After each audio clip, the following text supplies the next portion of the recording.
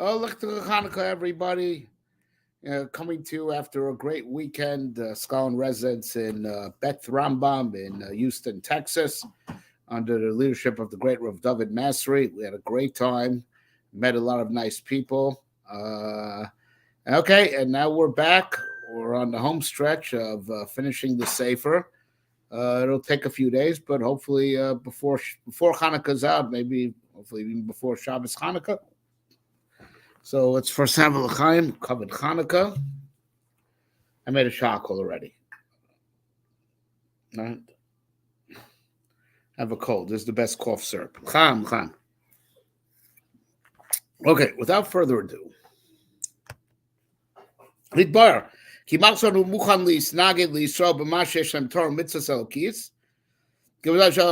So now it comes out that the kingdom of Yavon, Greece, is the number one that was most in the position to be against Klai. So for the particular aspect that we have Torah and mitzvahs that are divine, because this they have a certain parallel.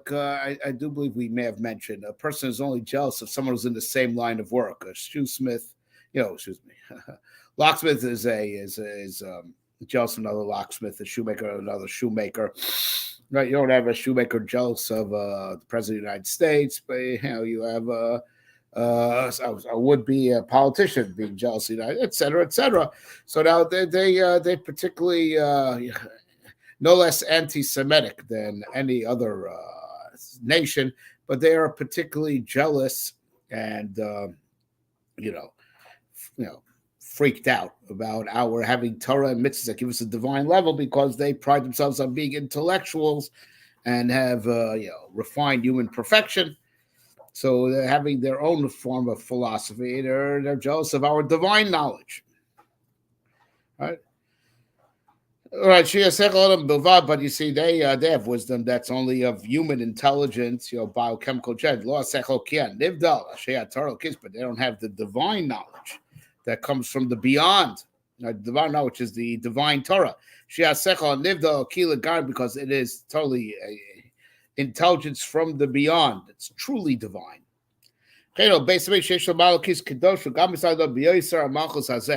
Now, also another thing is that they, if they're jealous of our divine level, which is most pronounced by our Torah, and the truth is, as we're about to learn, the root of it is having the Torah that gives us our divine intellect, but it's also manifest. That higher level of divinity that we have because the Torah is manifest by having the holy space of the Beis HaMikdash. Sheyesh Malokis Kedosha. Right, and they, and so they basically, which also has a divine level. So they are against it in particular, right? Because they're jealous of our divine level, and the base is an expression of the divine level that we get from the Torah that they're insanely jealous of, right? Right, because the Torah and the base are two parallel levels, one on top of the other. Like we say in the Mishnah, B'chol Makom. We always bring these two. We always mention the two together. Beis Hamikdash and Torah, right? Right. So we say Yortzov and Nachashon Keshi. One of Beis Hamikdash. Was saying rebuild the temple speedily in our days and put our portion in your Torah. We always mention two, the Beis Hamikdash and the Torah together, right? As we explained elsewhere. Excuse me. As we explained somewhere else, right, but let me give some of what is said elsewhere, both in the Maharal and throughout the Svarim. It's even in explicit in Chazal. The fact that the divine presence rests in the Jewish people is a direct product of Matan Torah, because he gave us his divine Torah. So the divine presence followed the Torah to dwell amongst us. It's a medrash in Parshas Truma, which is where the parsha we open up with the command to build the Mishkan. The Medrash there says that after Matan Torah, Hashem says, "Look, I gave you the Torah. You got my holy Shechina with it." It's like a king who married off a daughter. He says, "I can't tell you not to take my daughter. You married her, right? But so I can't.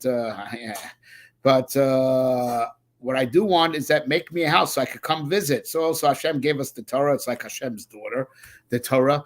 And Hashem says, I gave you my Torah. I need to be with my Torah. So make me a place that I should dwell amongst you. And that's the Beis HaMikdash. Right. So really it's cause and effect. When he says one level, one on top of the other, the baseline is the Torah. And he says one on top of the other doesn't mean that, it doesn't mean as if the Beis HaMikdash is more important, but rather it's baseline and what's built on top of baseline, right? That the baseline is the fact that we have the Torah, and built on top of the fact that we have the Torah, right, is that because we have the divine Torah, so the divine presence also dwells in Klal Yisrael, right? Having the Torah is the original baseline and foundation for it, and the Beis HaMikdash is the additional level. This is true because sadly we don't have the Beis HaMikdash anymore, but we still have the Torah. If it's it's not the same like when we had a Sanhedrin that sat in the Temple Mount, but still we have the Torah, even though we don't have the Beis HaMikdash. So the Torah is the baseline, and the Beis HaMikdash is built on top of that foundation. Okay. Because the Beis HaMikdash, the divinity of the Beis HaMikdash is a function of the Torah that the Greeks are insanely jealous of because their secular science and philosophy doesn't compare. So they're in we're in the same business as we are, and that's why they're so jealous of us, but they can't compete, and that's what drives them insanely jealous. All right. So they had a general disdain, they were opposition to mitzvahs, I should say, in general, but they had this hang up with the Beis HaMikdash per se, right? Because the Beis HaMikdash, the divinity dwelling amongst us, is a direct outgrowth of having the madrega of Torah that they don't have, right? Excuse me.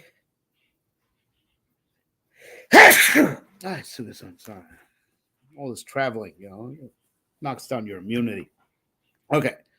So, right.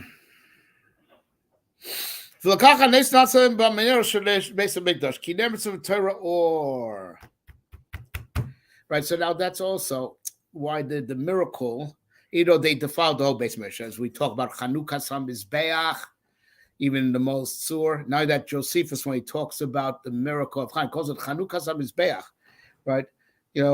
At the time before the miracle of the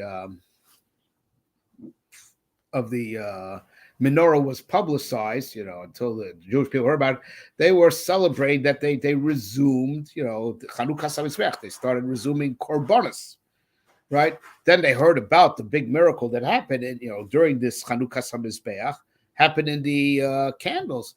Now, why the candles? It was, like we said in the most sur, this was Chanukas HaMizbeach, right? They defiled the Beis HaMikdash, and now we got the Beis HaMikdash rolling again with the korbanos, right? And we put all the emphasis on the neros, right? On the neros of the menorah, right? Ki ner mitzvah Torah or, right?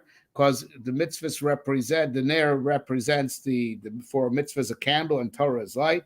And a matter of fact, the Goyen says, but I think it's a medrash also, that ner mitzvah is Torah Sheba'al Peh.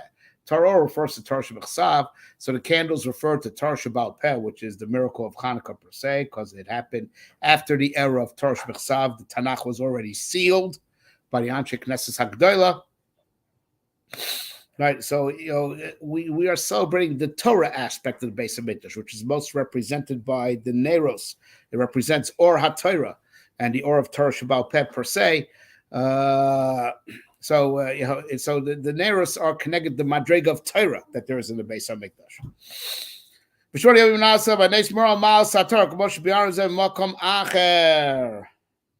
Right.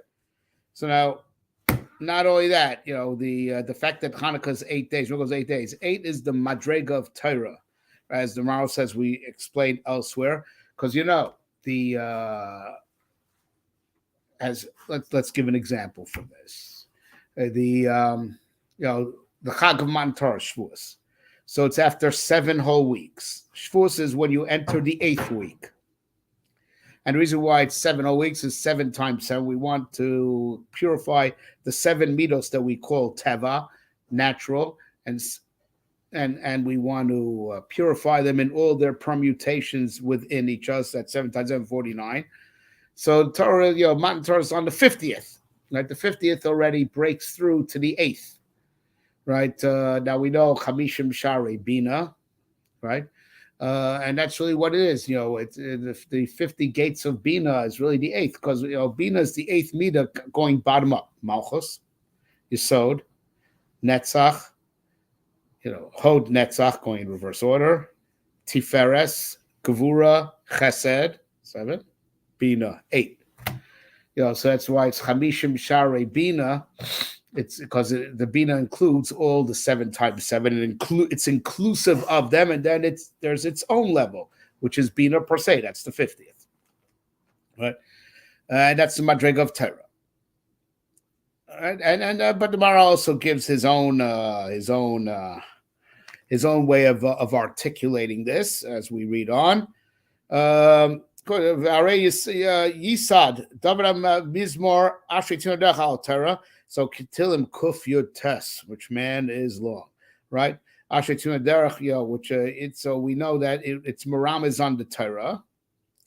So it's what makes it so long? It's the whole Aleph base, but it's Betamya Ape, right? It's but it's 8 times Aleph, 8 times Beis, 8 times Gimel, 8 times Dalet. That's what makes it really long. So basically, do 22 times 8. That's about the amount of psukim that there are in Kuf Yud Tes. So it's in 8 ways. 8 because 8 is the Madrega of Torah. But he also brings another telltale sign of this.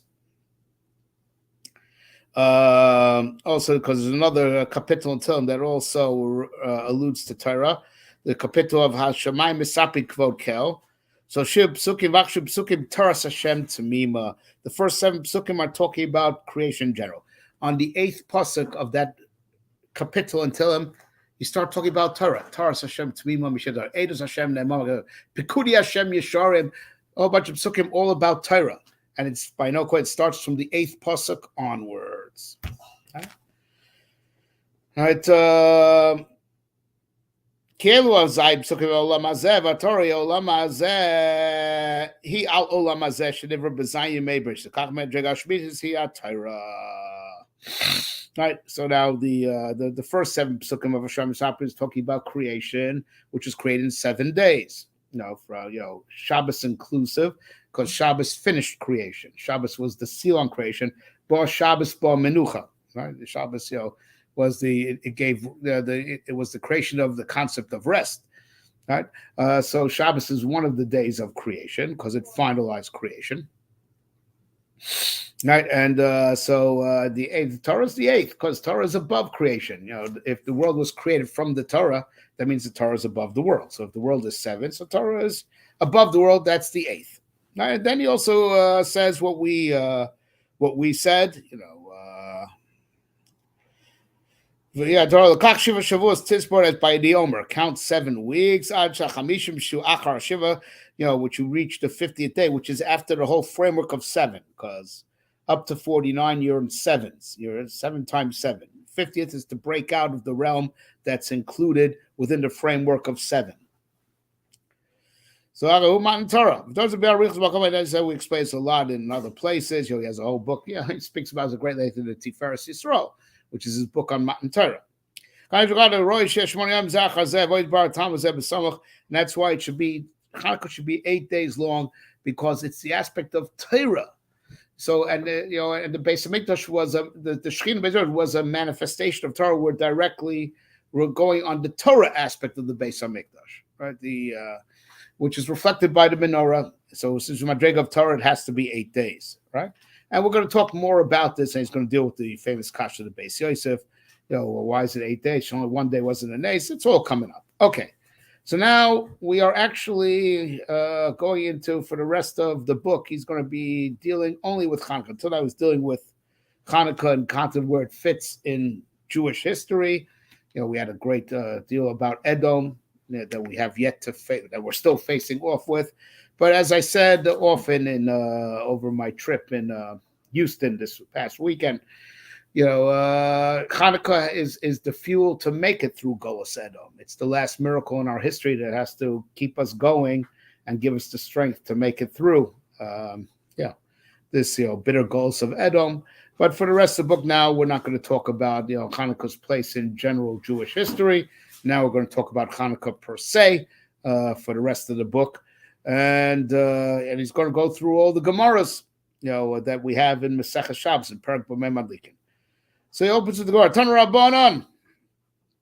Rabbanan learned Ner Chanukah mitzvah nichal pesach beisui bachutz. The mitzvah of Ner Chanukah is to put it on the opening of your house, but on the outside of the door, by the door, but on the outside part of the door. If he lived in an attic, he doesn't have a front door to call his own. I mean, it's talking about your rent. You rent, but you climb up. You have to climb up a ladder to get to where you dwell.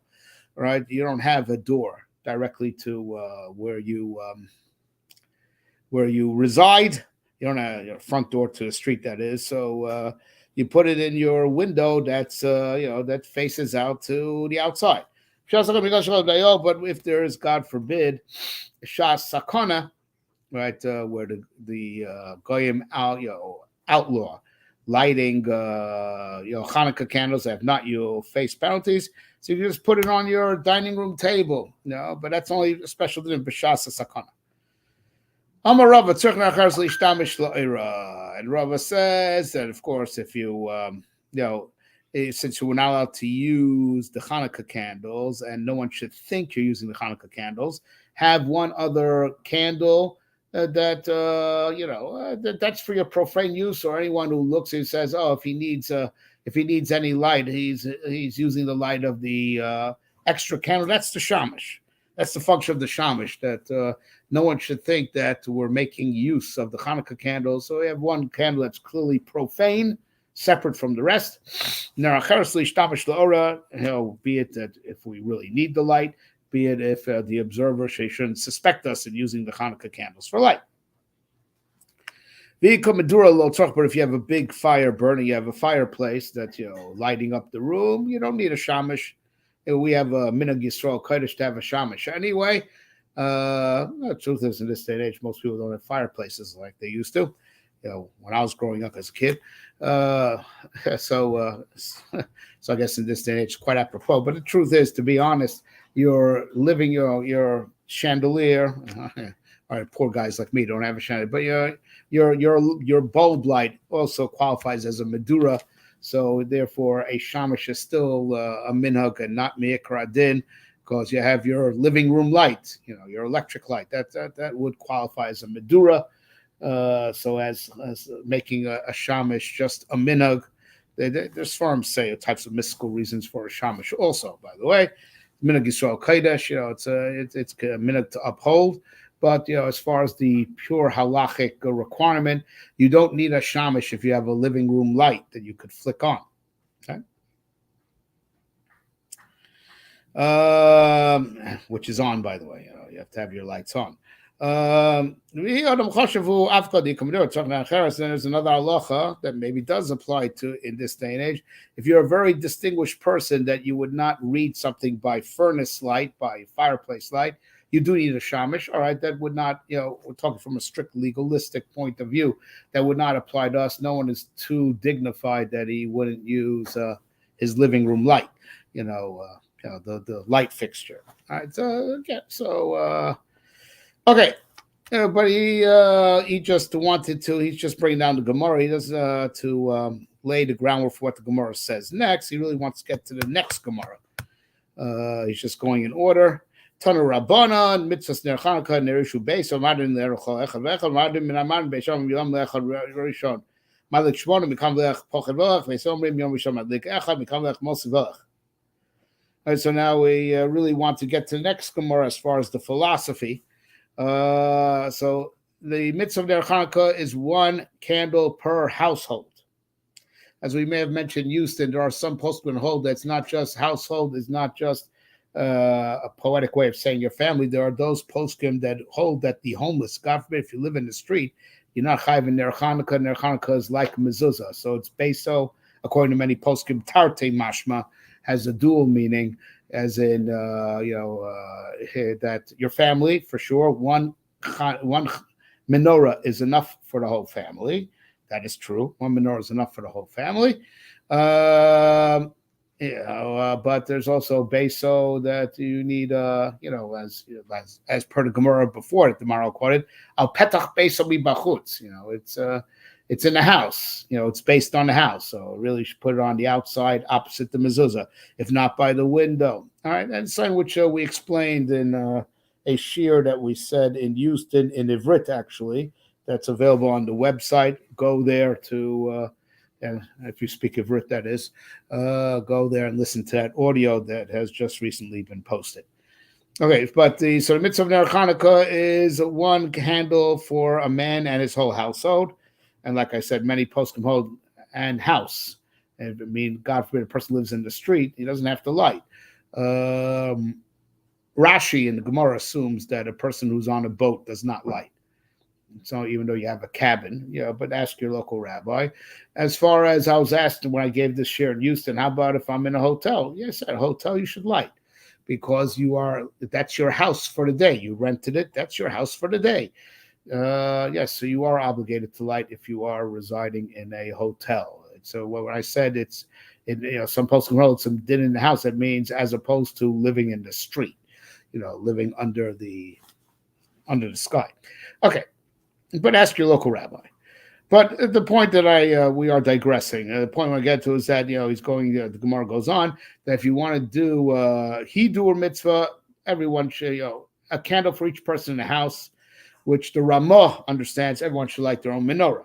But a lot of Rishonim held not that way. He understood that the Balabait will light a menorah and he'll light one candle for each member of the household. Right, but it's the Ramah that's told us that the Maharal Ner Echad ve'echad is everyone lighting their own menorah. I remember hearing when I was a little boy, my first year in Shalvim, I was not even 18 yet, heard a shir from Zalman Nechemia Goldberg, Zichrono Livracha. He gave me, many years later, he gave me Askama, my Sefer Yud Gimel Ikrim. We have no one like him left. Anyways, I remember him giving a shir.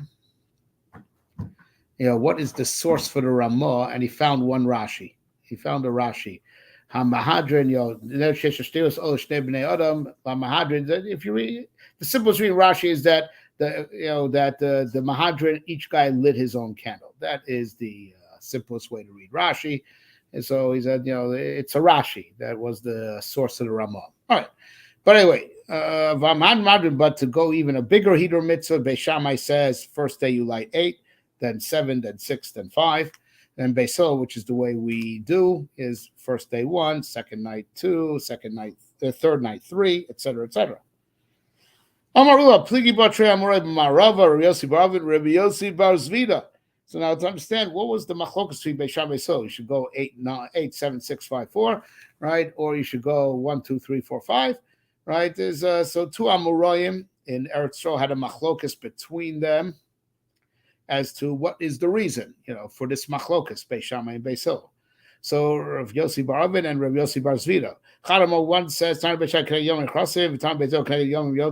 so one said, I'll tell you, the machlokas is it for the days coming in? You want to make 8, so 8 days are coming in on the first Hanukkah. On the second night, only 7 days are coming in.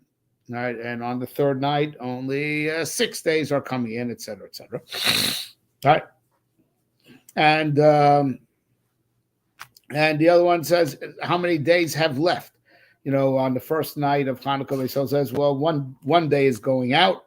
On the second night of Hanukkah, 2 days have gone out. So that's the opinion of one of the Amoraim, right? But the other one says, right, one says, no, that's not the reason for their machlokas. The reason for the machlokas is that they were looking for a precedent to compare it to. So Beis Shammai found a precedent in Parei Achag, in the Korbanos of Sukkos, right? That on the first day it's 13 bulls, second day it's 12 bulls. And then on the third day, it's 11 bulls, right? Goes in receding order. So let's do the menorah like the Parei Achag. So it's just like by the Parachag, the bulls on in the Korban Musaf of Sukkot. We went in, counted down 13, 12, 11. So also by Ner Chag, let's follow that precedent, 8, 7, 6. Okay. Time of the Beisil, and the reason for Beisil is Ma'am Makorish Ve'im Morida, and just that no, we should follow the present Ma'am Makorish Ve'im Morida. In Kedusha, you add, you don't detract. So there's the Kedusha of the Ner Chanukah, whatever it means, what the Maharal explain, we should add and not detract. Okay. Akan. I'm sorry. When he finishes off the Gemara, Rav Yochanan says, "Skin Rav B'tzir Nechas Hakadosh Beishav Hakadosh Zevei Beisos." That's what the Rav Abraham. That's what the Talmud Drav the Man Kosh Vei Marinin. Right. So Rav Yochanan said there were two elders in Sidon, and one did like Beishamai, one did like Beisol, and the one who did like Beishamai said, "Yeah, I do like Beishamai because of Parei Achag." Following the precedent of the Korbanos of Sukkot, Korban Musaf, where the bulls went down in number. First day 13, second day 12, third day 11, and the guy who did like Beisol said, "Yeah, I do like Beisol," and the reason is Malam Bakorish Fei Morida. So two interesting points I just can't hold back from saying. First of all, the Beis Halevi pointing out that this is the final word on the topic. It's mashma that the halacha is like this way of learning, that Beishan is because of Parei Achag and Beisol is because of Man Kosh Vei Moridin, and it's not parallel to the days coming in. Right? That was the first way of understanding Beisol. But it seems that this is the maskana. So with this, the Beis Halevi justifies the Rambam. It could be he wasn't the only one who says this. I just remember seeing it in the Beis Halevi. That the Rambam says, that you should combine both Hidurim, and if you have 10 people house, first night like 10. Second night like 20, third night like 30. Right? That's Shita the Rambam, which is not anyone's minhag bisman hazeh, but that was the Shita of the Rambam. The Rambam acknowledges that this was not the simple minhag in Sfarad. Simple minhag in Sfarad in Spain, where his ancestors were from, is that they do like many people do, and the Sfardim for sure do, just one menorah in the house. And on the first night, one candle, second night, two candles, and you just dump and you ditch doing the hidur of a candle for each and every one. Rambam says you do both. Candle for each and every one, plus add in each night. So if there are 10 people household, first night 10. Second night 20, 30. So I would say, already on the first night, there ain't no 10 days to Hanukkah. And then next night, 20 days to Hanukkah, it's confusing. It's no hecker for the days. Say, but no, that was the idea that it should be parallel to the days that are coming in is not the final stance of the Gemara. The final stance of the Gemara is just, Malam Bakorish Ve'im Moridin. Right? Very strong diuk, and this is what it seems. I can't withhold from speaking out that Beis Halevi. Another thing that I can't withhold from speaking out is a interesting point that the Mishnah Brura makes in the Bir Halacha. Rav Yochanan is an Amora, and he says two Kedim and Sidon. Sounds like he knew the guys, right? He's not talking about two guys from a few hundred years ago. He's talking about like two guys. Sounds like in recent times, right? And which means that interesting halacha. Generally, we say Beis Shammai b'makom Beisil ein a Mishnah. The Beis Shammai, when there's machlos Beis Shammai Beisil, the halacha is like Beisil 100% of the time. With and you can't even rely on Beis Shammai b'diavad. It's ein a Mishnah. It's like considered to be as if struck from the record. We still learn Beis Shammai because Elvel Derokim Chaim, but it has no halachic weight.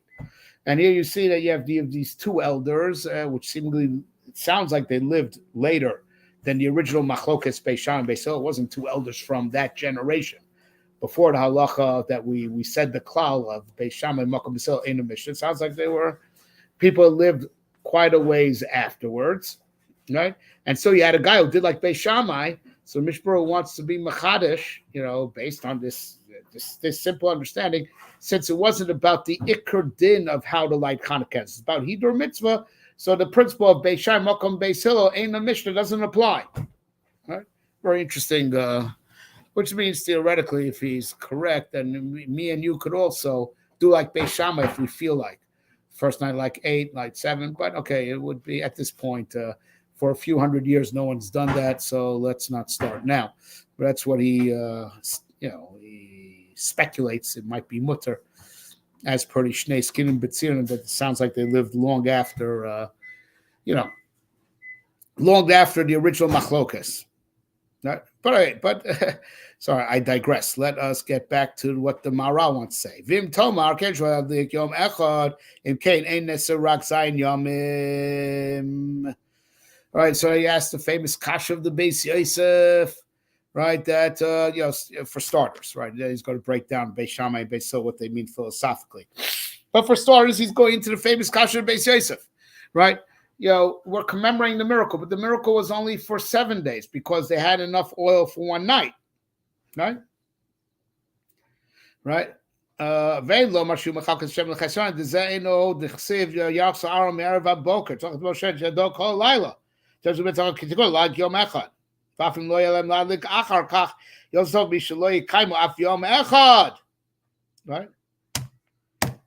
Right? Right, so now, so he says like this, so that there's a teretz that is brought down in the Beis Yosef, if I'm not mistaken, that, they divided up. They only poured 1/8 of the oil because they wanted to stretch it. So, they took chances. So Maharal's against that teretz. Don't say they didn't put in the whole jug already on night one. Don't say that. Don't say that.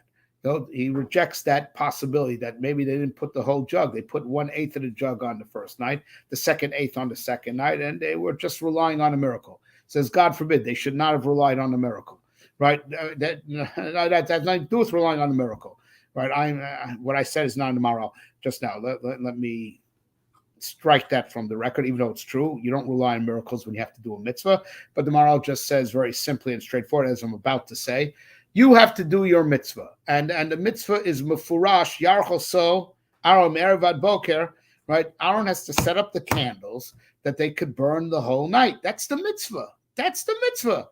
You do your mitzvah. That is the mitzvah, to put in the necessary amount of oil that it could burn all night long. Well, God forbid they'll put in only 1/8 and not do even the mitzvah on night one. They're not allowed to do that. They have to do the mitzvah. So at least do the mitzvah like you're supposed to. If you won't be able to do the mitzvah afterwards, but at least you did your mitzvah night one. If you put in only 1/8 of the oil on night one, right? So aside from the fact you shouldn't be relying on miracles, but Rao said, just talk from a strictly halachic standpoint. You didn't do your mitzvah. Do your mitzvah. The mitzvah is to fill it up with a night's worth of oil. So you can't say the Chashmonaim, they disregarded the mitzvah because they wanted the symbolism of lighting a little bit every night. No. You do your mitzvah, right? So they must have put the whole jug of oil into the menorah already on night one, just to do at least the mitzvah at least once, the way you're supposed to, right? Because that's what you have to do. Do what you're supposed to do, right? Avalo kasha, but I'll tell you. But so if they put enough for night one in, so you say, well, the first night wasn't a miracle because there was enough oil. It's still not a question. The Beis Yosef's kasha is nishtin kasha, right? Right? They put all the oil in the menorah as they're supposed to. Don't ask questions. God says, put a whole night's worth of oil in the menorah. That's what you do. And that's all they had. So that must be what they did. The miracle was that even on night one, only 1/8 of the oil burnt. So the miracle already was on night one that, of course, they put all the oil in the menorah already from night one, but only 1/8. Only 1/8 burnt. That's a miracle. So that's already a miracle on night one. All the oil should have been depleted, should have been burnt up, and only 1/8 of the oil burnt up on day one, and the second eighth on day two. But they did their job of filling up the menorah with a night's worth of oil, but only 1/8 burnt. And that's already a miracle on day one because the whole oil should have burnt, and all that got consumed was only 1/8. And so it's a miracle already from the first day. Right? Every day, just 1/8 of the oil got consumed. right? And it was therefore a miracle every single day. V'lo kasha bidi keneged yom nechrasim pirush kisholech echad yom nechrasim kirishon u'atchala elakol lekachu yoser b'mala v'kil b'kochol shar yomim shem achra v'kach yesh ladik shmona keneged yom nechrasim. Right? So now the Maharal is going into the philosophy. First night light is explained Beis Shammai first, as we always do. The halacha may not like be them, but that's one of the reasons why the halacha is like Beis Hillel, because they were courteous and they always learned the opinion of the Beis Shammai, and we follow that tradition of being courteous and always learn Beis Shammai first before we learn the opinion of Beis Hillel. So going to opinion of Beis Shammai first, you light on the first night 8, Keneged all the days that are coming in. So the Maharal explaining that way of learning that's parallel to all days coming in, because the first night is inclusive of all the nights that are coming. And so it certainly parallels the way where the Maharal is learning what the Chashmonaim did. They poured all the oil in the menorah already on day 1. They emptied that jug. And from that one emptying of the jug, that oil that was in the menorah already burnt for 8 days. Right? So that miraculous oil had in it the power of 8 days. Right? The power of 8 days. We just watched it, deplete, so it was carrying the power of 8 days, right? So the first day was holding in it the power of 8 days. So like his way of explaining Beis Shammai, the first is inclusive of all that comes after it, is especially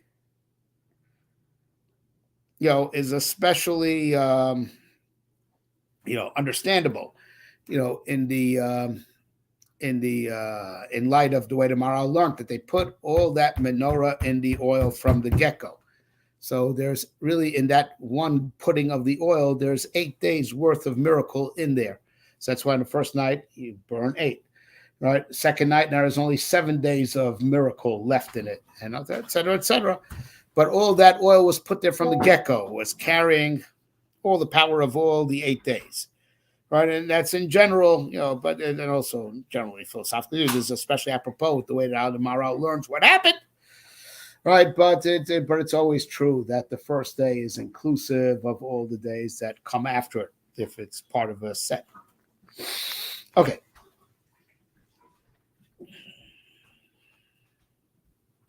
And that's also now to thread it through with the other way of understanding Beis Shammai. That's parallel to the days of Sukkot. First day 13, second day 12, then 11 and 10. Right, that the bulls went down, in the in order. Yom Tov hu kadosh, אבל יום האחרון אף שהוא גם כן יום טוב הוא רגע בפני עצמו. כך בירושלים מקריאים יפרם יויסר מן הימים האחרונים. Says an amazing word, right? The first day is indeed holier than the days that come after it, and that's why the first day of Sukkot is a real Yom Tov. That in the sense that you're not allowed to do malacha either. The other days of Sukkot are all Chol Hamoed. So the Maharal says he already thought of what everyone's thinking of here. But then there's Simchas Torah. Simchas Torah is a rego b'fnei atzma. It's a separate Yom Tov. Sukkot ends on Hoshana Rabbah. Sukkot ends on Hoshana Rabbah. Right? So, then Simchas Torah is a different Chag. That's why you make a Shechion at night. And so that those who sit in Sukkah on the first day, because it's a suffix, it might still be Sukkot. But, in Eretz Yisrael, Simchas Torah, no one sits in. So it's a rego b'fnei atzma. Right? So it's holy because it's a different Yom Tov. So he said around here, it says by Sukkot is especially accentuated that the first day is included of all the days afterwards, and that's why the first day is holier than all the days that come after it, because as all the 13 bulls, it's inclusive of all the days of Sukkot that are following, and therefore as a sign of it being inclusive of all the days that come after it, it has a higher level of kedusha than the days that come after it, in the sense that it's a Yom Tov that's usher in all malacha, whereas after that it all gets downgraded to Chol Hamoed. Still a Yom Tov, and still you're not allowed to go to work unless it's a davar aved, as everyone knows. All right.